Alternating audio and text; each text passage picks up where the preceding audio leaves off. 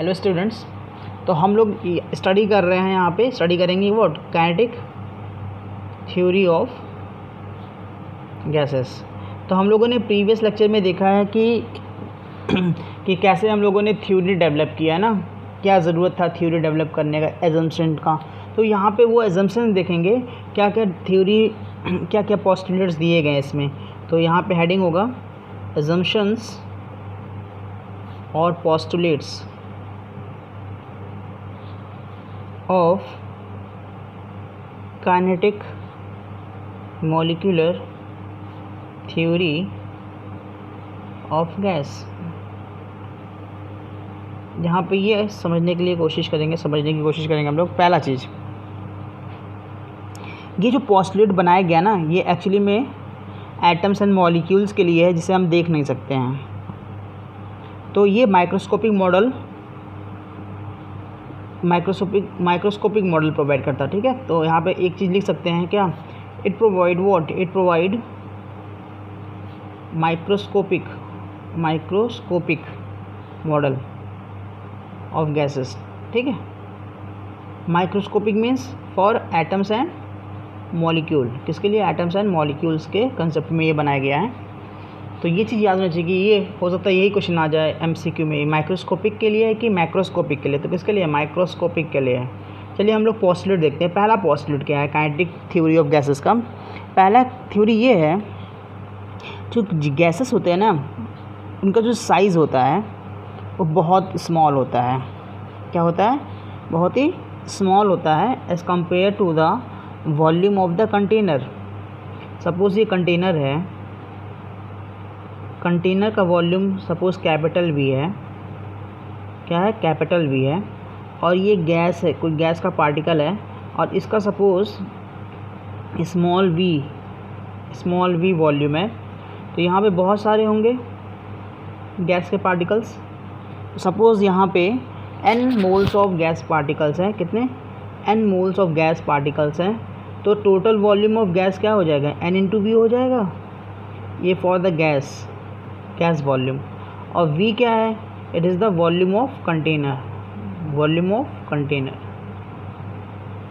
तो पहला पोस्टुलेट ये बताया गया कि जो गैसेस होते हैं ना, वो बहुत ही स्मॉल होते हैं, उनका मतलब जो वॉल्यूम होता है बहुत ही स्मॉल होता है as compare to the volume of the container.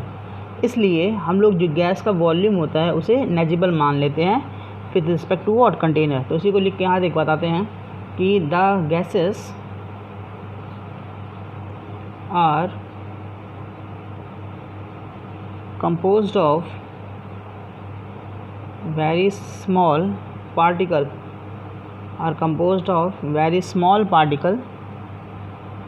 with their volume almost negligible. So compared to as compared to what, as compared to the container।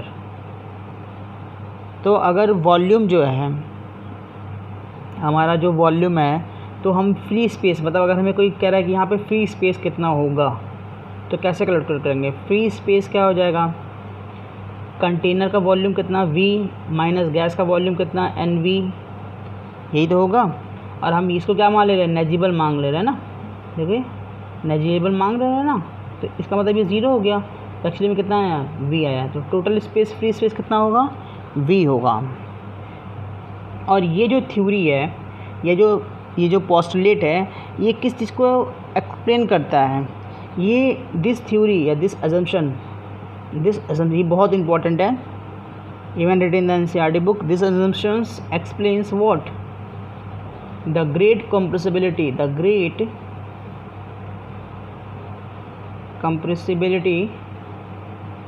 of gases। हो सकता है एक क्वेश्चन आए कि which of the point explain the great compressibility of the gases, और 4 point दे दिए जाएँ।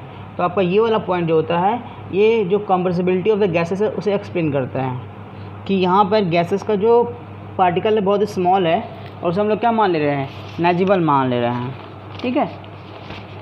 और इससे हम लोग एक्सप्लेन कर रहे हैं क्या, it's great compressibility. Second postulate या सेकंड assumption क्या है, जो गैसेस के मॉलिक्यूल्स होते हैं वो कांस्टेंट क्या होते हैं, रैंडम मोशन में होते हैं, मतलब वो ऐसा नहीं रुके रहते हैं, they are always in the constant random motion. Second postulate है गैस मॉलिक्यूल्स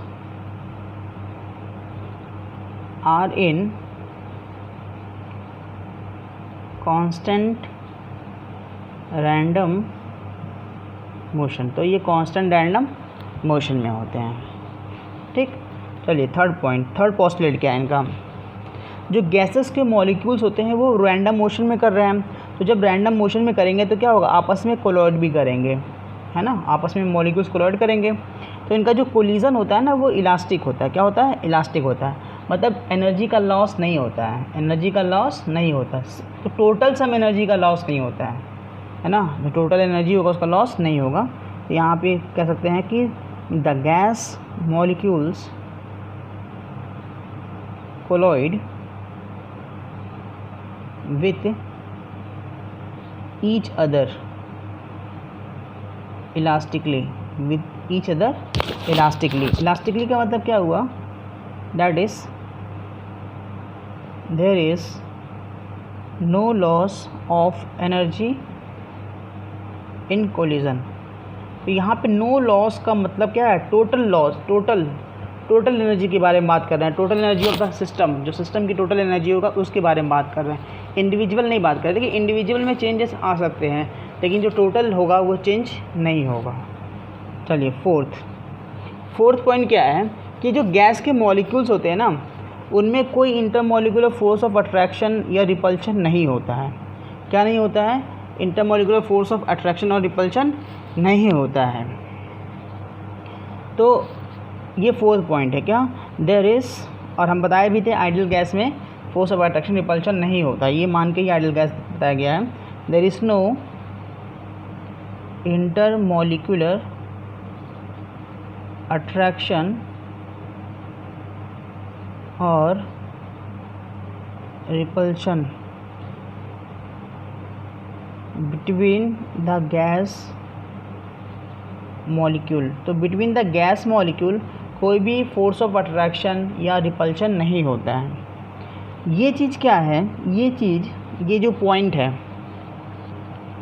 ये पॉइंट किस चीज़ को प्रूव करता है या किस चीज़ को सपोर्ट करता है कि जो गैसेस होते हैं ना वो एक्सपैंड कर जाते हैं और उनके पास जितना भी स्पेस अवेलेबल होता है उसे सब ऑक्यूपाई कर लेते हैं, जितना भी स्पेस अवेलेबल है। तो ये जो एजम्पशन है ये किस चीज़ के सपोर्ट में है कि जो गैसेस हैं वो एक्सपैंड कर जाते हैं और ऑक्यूपाई कर देते हैं सारे स्पेस को जो अवेलेबल होते हैं। तो दिस सपोर्ट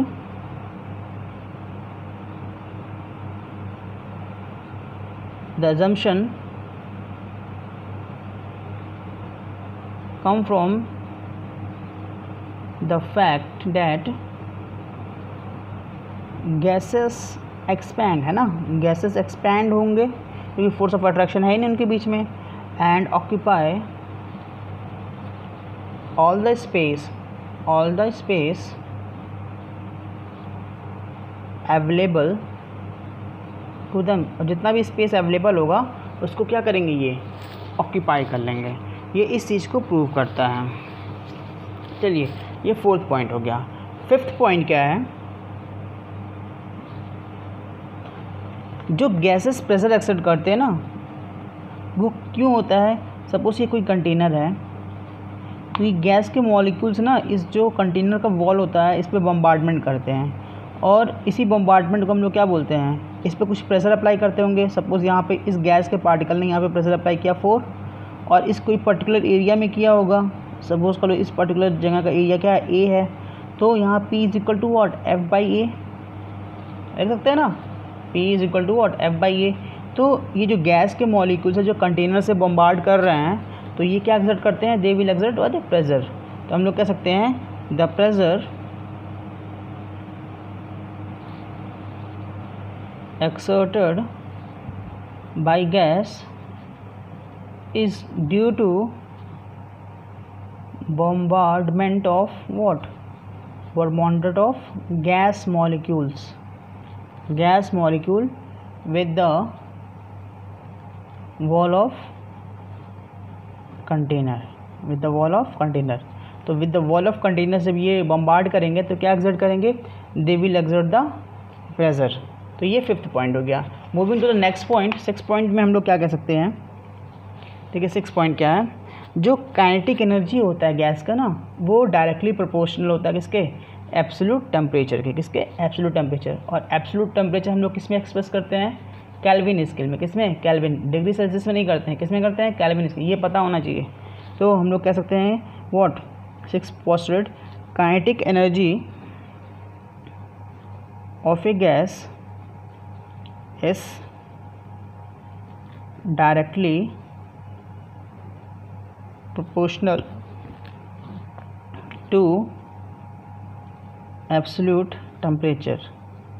एब्सोल्यूट टेम्परेचर कौन सा होगा, कौन सा स्केल होगा, केल्विन स्केल होगा। तो we can write what, kinetic energy is directly proportional to temperature. तो टेम्परेचर इंक्रीज करेंगे, काइनेटिक एनर्जी इंक्रीज करेगा। काइनेटिक एनर्जी इंक्रीज करेगा तो ऑफकोर्स क्या इंक्रीज करेगा, वॉल्यूम इंक्रीज करेगा, वेलोसिटी इंक्रीज होगा। वेलोसिटी इंक्रीज होगा तो प्रेशर भी क्या होगा, इंक्रीज होगा। तो टेम्परेचर बढ़ाने पर ऑफकोर्स क्या होगा, प्रेशर इंक्रीज होगा ना। कौन सा लॉ है, ये लुकास लॉ। चलिए 7th पॉइंट, 7th पोस्टुलेट क्या है कि जो गैस के मॉलिक्यूल्स होते हैं ना, उनके ऊपर जो ग्रेविटेशनल फोर्स होता है उसका कोई इफेक्ट नहीं पड़ता है, ठीक है। तो गैस मॉलिक्यूल्स पे ग्रेविटेशनल फोर्स का कोई भी इफेक्ट नहीं पड़ता, ये हमारा 7th पोस्टुलेट है। तो there is no effect of gravitational force on a gas molecule, तो ये हमारा 7th पोस्टुलेट है। तो ये 7 पोस्टुलेट्स है किसके, काइनेटिक थ्योरी ऑफ गैसेस के। एक बार फिर से जल्दी से रिवाइज कर लेते हैं। तो पहला क्या है कि जो गैस का वॉल्यूम है वो ऑलमोस्ट नेजिबल होता है, तो हम लोग वॉल्यूम ऑफ कंटेनर ही लेते हैं। सेकंड क्या है, और ये किसको प्रूव करता है, कंप्रेसिबिलिटी ऑफ द गैसेस को प्रूव करता है। गैस मॉलिक्यूल्स हमेशा कांस्टेंट रैंडम मोशन में होते हैं। गैस मॉलिक्यूल का जो कोलिजन है वो इलास्टिक होता है, means there is no net loss of energy. Gas molecule के बीच में कोई भी फोर्स ऑफ अट्रैक्शन या रिपल्शन नहीं होता है। ये एजम्पशन बताता है क्या कि जो गैसेस होते हैं वह एक्सपैंड कर जाते हैं and they will occupy all the space available to the them. फिर गैस मॉलिक्यूल्स जो होंगे वो एक्सर्ट करेंगे pressure on the wall of the container due to the bombardment की वजह से। फिर हम लोगों ने देखा कि काइनेटिक थ्योरी ऑफ जो गैस है वो डायरेक्टली प्रोपोर्शनल होगा एब्सोल्यूट टेम्परेचर के। टेम्परेचर यहाँ पे केल्विन स्केल में है। और there is no effect of the gravitational force on the gas molecules. तो गैस मॉलिक्यूल्स पे ग्रेविटेशनल फोर्स ऑफ अट्रैक्शन का कोई इफेक्ट नहीं पड़ने वाला। तो ये हमारा हो गया काइनेटिक थ्योरी ऑफ गैसेस, जो यहाँ पे हम लोगों ने कंप्लीट स्टडी कर लिया। अब हम लोग नेक्स्ट टॉपिक की तरफ मूव करते हैं in the next lecture. Thank you.